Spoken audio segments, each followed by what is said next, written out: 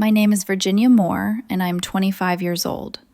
For the past 2 years, my life revolved around one person, Daniel Carter, the man I believed I would marry. When I think back on how we met, it still feels cinematic. Mutual friends set us up on a blind date, convinced our personalities would align. I went in with low expectations, mostly out of politeness. Daniel showed up smiling, nervous in an endearing way. And by the end of the night, we were laughing like old friends. That was the first sign, how easy everything felt with him. No tension, no masks, just comfort. Within months, we were inseparable. Conversations stretched into early mornings. Weekends blurred together. Love didn't feel dramatic with Daniel. It felt steady, safe, real. After a year, moving in together felt like the most natural next step. I work as a software engineer, and I've been fortunate. My income is stable, reliable, something I've always taken pride in because it means independence. Daniel had been working in sales back then, but he carried bigger dreams, business school, a better future. I admired that ambition. When he decided to quit his job to pursue it full-time, I supported him without hesitation. His parents agreed to pay his tuition, which relieved some pressure, but the rest of life, that fell on me. Rent, utilities, insurance, daily expenses. Daniel contributed what he could, groceries, gas, but even that became uncertain.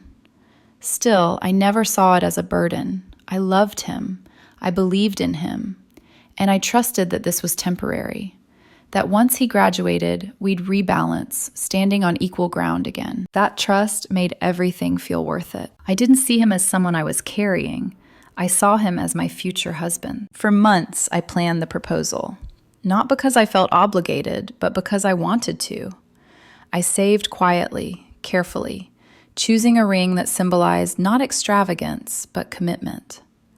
When I finally asked him to marry me, his eyes filled with tears before he even said yes. Those days after the engagement were euphoric. We talked about the future nonstop, where we'd live, what kind of life we'd build. It felt like the beginning of something permanent. A few days later, we hosted an engagement party at our place. Friends, family, laughter filling the rooms. I remember standing there, looking around, thinking, this is it. This is my life. I didn't know that night would be the moment everything cracked. At the time, I thought the unease in my chest was just nerves. Looking back now, it was instinct. Because that night, for the first time, I saw a side of Daniel I didn't recognize. And once you see something like that, you can't unsee it. The engagement party was supposed to be uncomplicated happiness.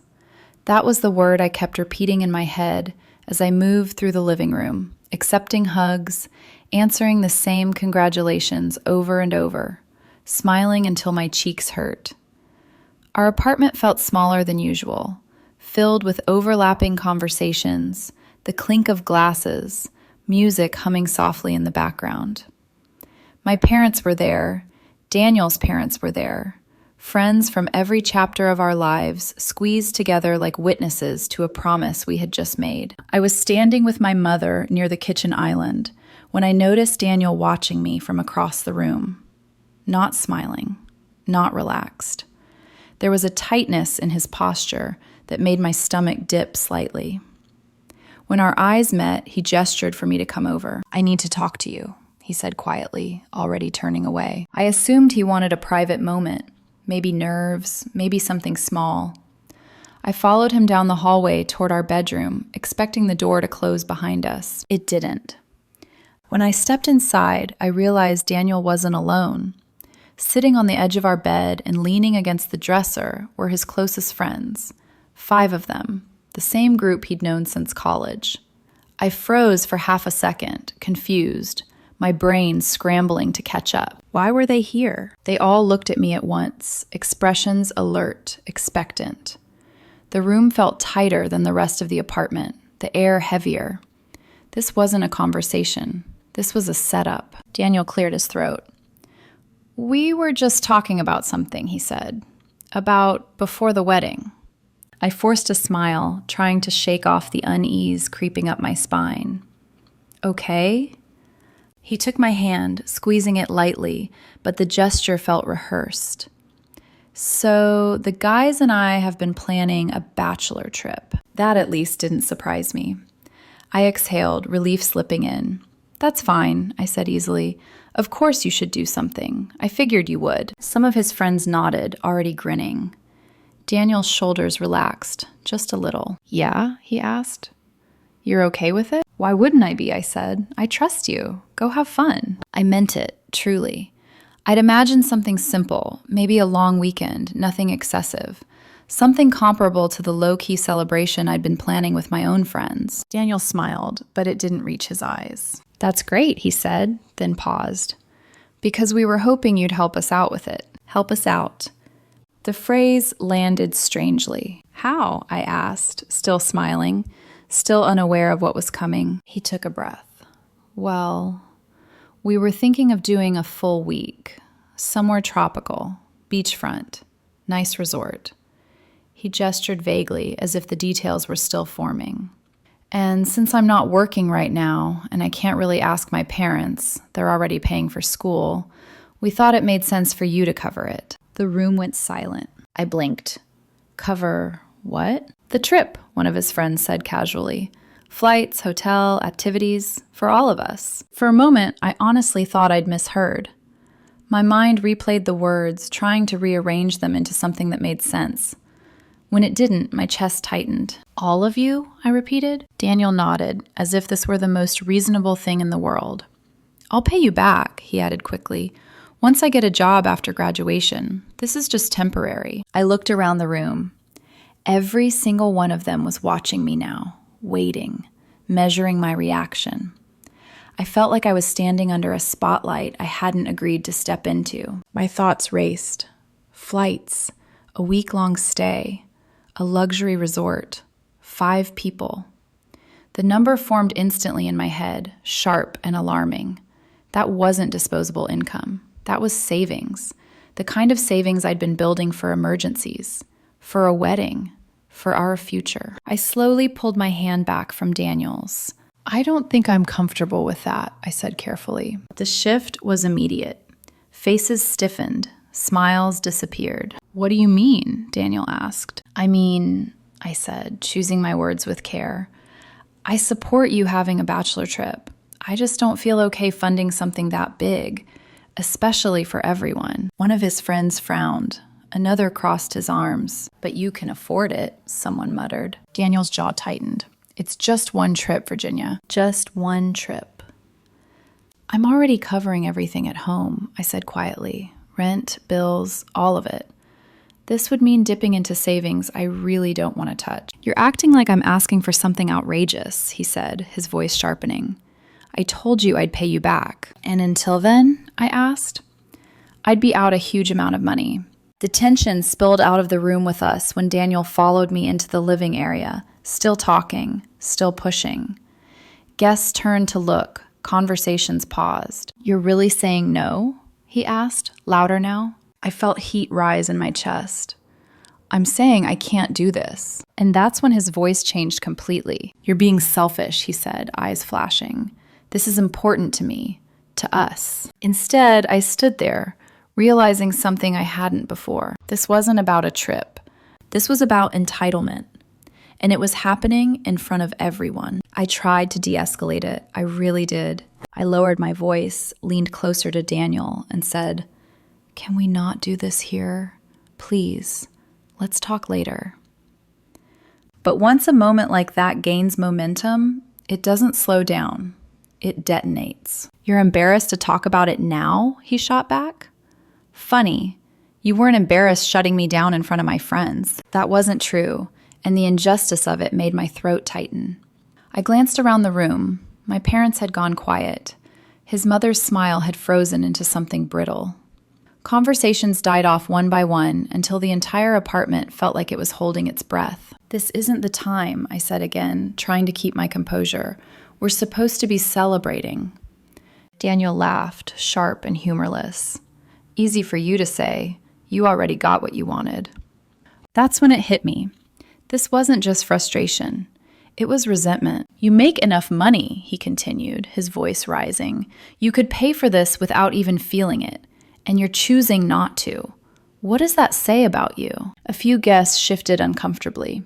Someone near the door pretended to check their phone. I felt something snap inside my chest. "What does it say about me?" I repeated. "Daniel, I've been supporting both of us for over a year. I never complained. I never made you feel small about it. And now I'm selfish because I won't fund a luxury vacation for you and your friends?" "You're twisting it," he said, shaking his head. "This was supposed to be special. I'm the first one getting married. This mattered." "It matters to me too," I said. "Our engagement, our wedding, our future."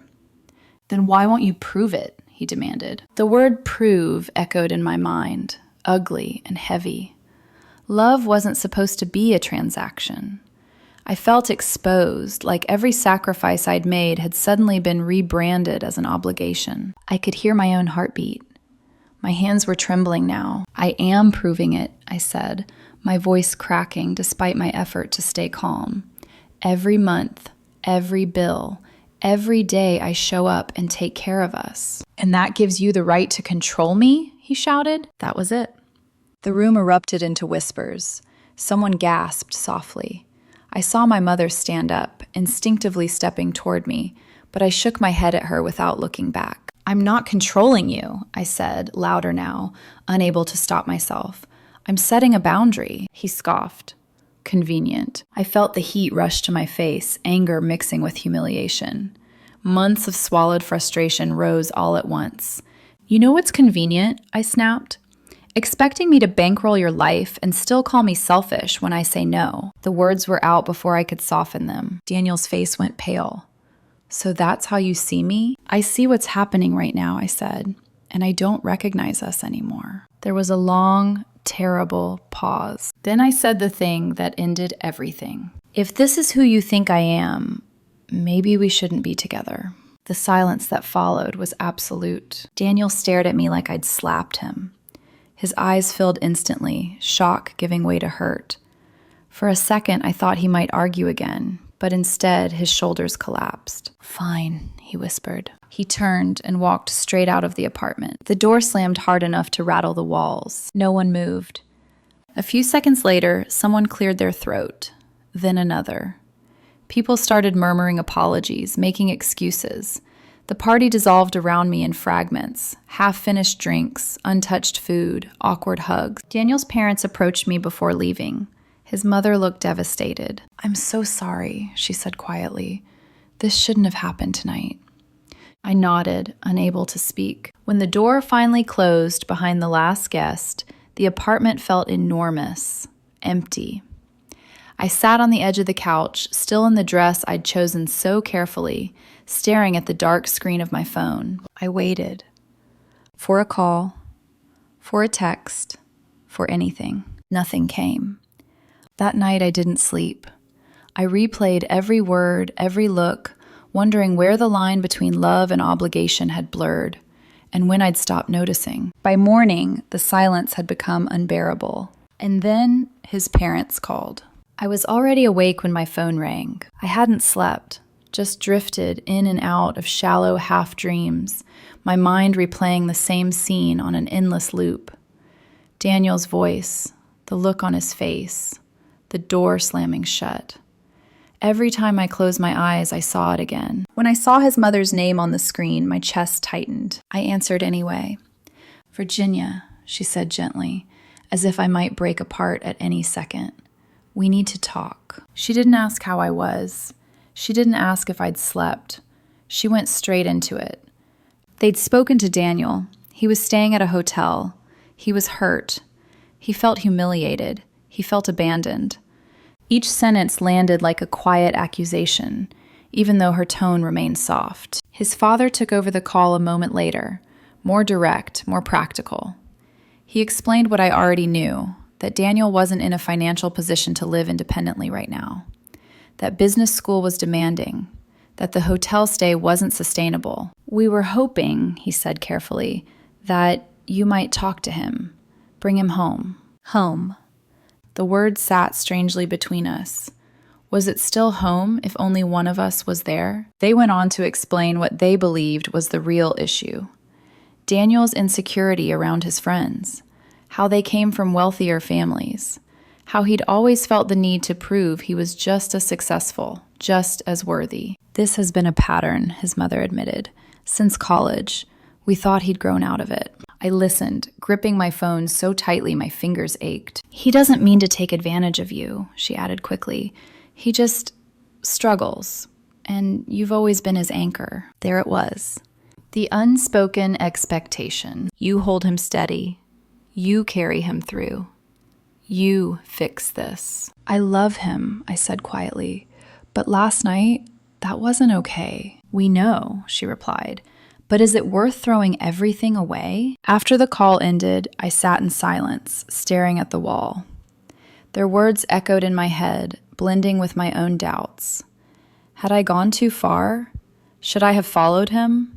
Should I have swallowed my pride? But another voice, quieter, steadier, kept asking a different question. Why was it my responsibility to absorb the damage? I thought about the way he'd looked at me when I said no. Not disappointed, entitled, as if my refusal was a betrayal, not a boundary. I loved Daniel.